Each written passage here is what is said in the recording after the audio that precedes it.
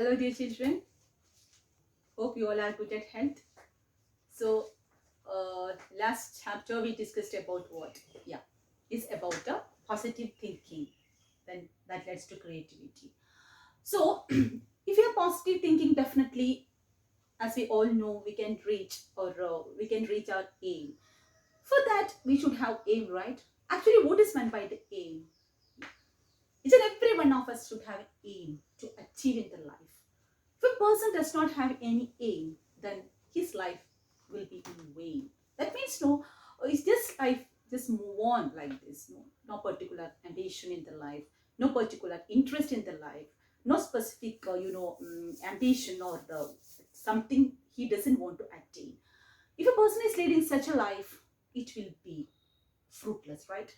We all want a fruitful life because God has created us. So He has, He's on purpose in creating us. So our responsibility is to fulfill that purpose. For that, it's everyone should have a purpose in their life or aim in the life. That is actually known as what? Determination, right? If we have determination, definitely, if we face failure in the life also, we will not give up. Otherwise, you know what happened? If we face any failure, many of us may think that I'm not good for anything. I just stop doing it. But if we have determination, definitely no, we will overcome all the failures in the life. As I told you in the previous classes, failure is not the end of anything. It's just a beginning only. As we all know, the famous personalities, they all have succeeded in their life after facing a lot of hardships, failures, etc. in their life. Similarly, if you want to achieve something, definitely we should also face failures. So failures should be, face the failure with what? Utmost determination. Then definitely you can achieve everything in the life. So that is the name of our chapter. What is that? Pressing on with purpose. Move on with a particular purpose in the life.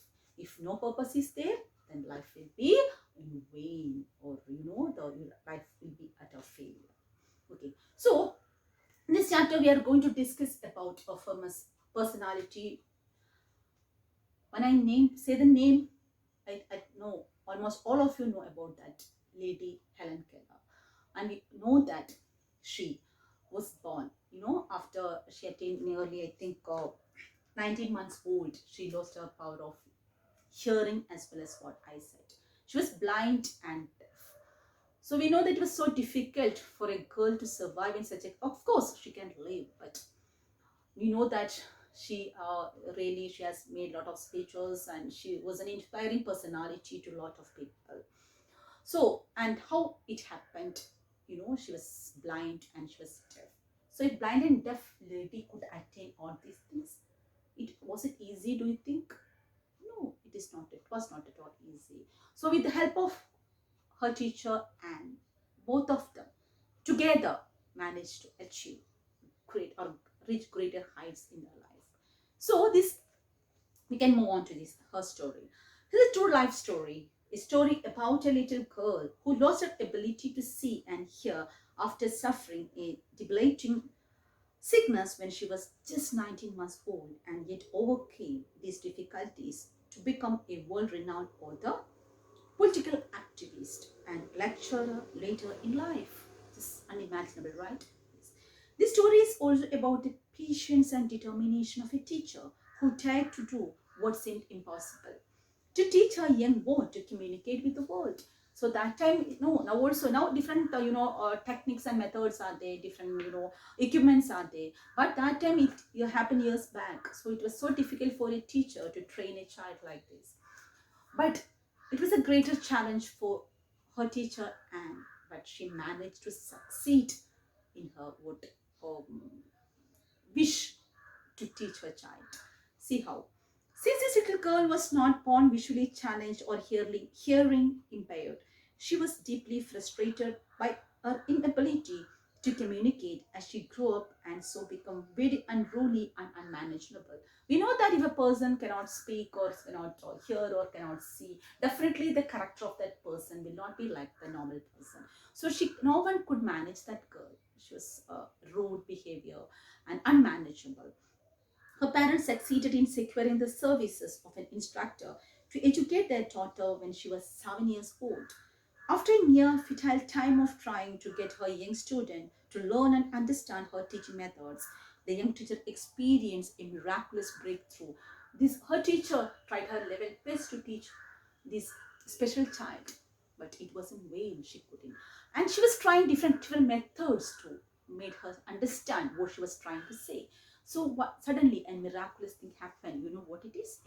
While standing at the water pump together, with the water running over her student's hand, the teacher spelled the word water into the child's palm.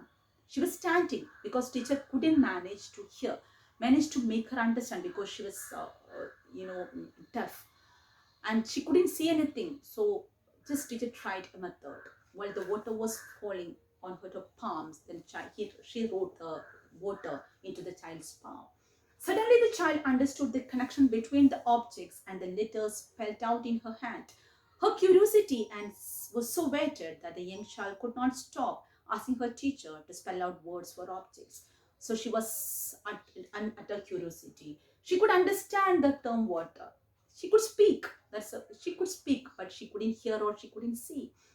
But then she realized that it was water. So she was very curious and she wanted her teacher to taught her so many words. That very same day, by nightfall, she had learned nearly 30 new words. Could you believe it? That was her curiosity. Suddenly she could learn. Her teacher's attempt was really in vain. She tried so many times to teach her child, but that incident changed the whole life of the teacher and the child. So she could learn. So she understood that it was easy method to learn the words, meanings, etc. This young student was none other than the famous Helen Keller and her teacher Anne Servan. Both of them were epitomes of determination and purpose. With a strong resolve to communicate with others as conventionally as possible, Helen learned to speak and spent much of her life giving speeches and lectures. She learned to hear people's speech by reading their lips with her hands. Yes, reading their lips. She could understand what they are trying to say by touching the lips. Yes, that is a very because now she couldn't see. So she touched the lips of the people while they were speaking and she could understand what they were trying to say. She became proficient at using Braille and reading sign language with her hands, Braille language for the blind. With her hands as well. She even succeeded in becoming the first deaf-blind person to earn a Bachelor of Arts degree, BA degree. She was the first which person, blind and deaf person to acquire a degree. Helen may have imbibed this virtue of determination from her equally determined teacher Anne. This Anne, her teacher had equal important role in her life. What she had reached in her life just because of her teacher. Of course, and was not Helen was determined, but she received or she was deeply, motivated. She was deeply inspired. She was deeply helped by her teacher Anne. Angela, who herself underwent eye surgery at a young age to partially restore her vision, was only 20 years old when she became Helen's teacher. That lady was also partially blind, and nearly at the age of 20 years only she started to teach Helen. From the role of an instructor, she went on to become Helen's companion for life. She even accompanied Helen to college and, serving as Helen's tutor and companion, sat by her side to interpret lectures and texts.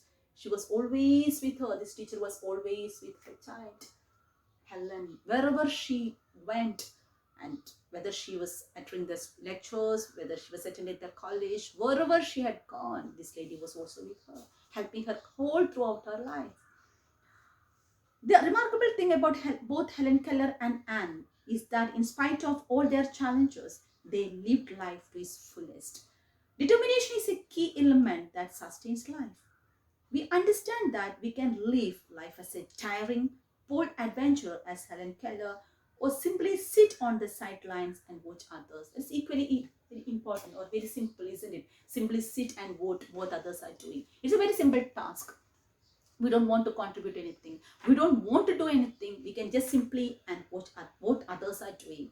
Yeah, let others do, and I can just be a listener or I can just be a watcher. Please don't do that. You know, if Helen Keller, such a girl, could achieve this much greater heights in her life, then why can't you do that? If you face failure in life, please don't stop there. Just continue the work. Just positive thinking may help in doing that.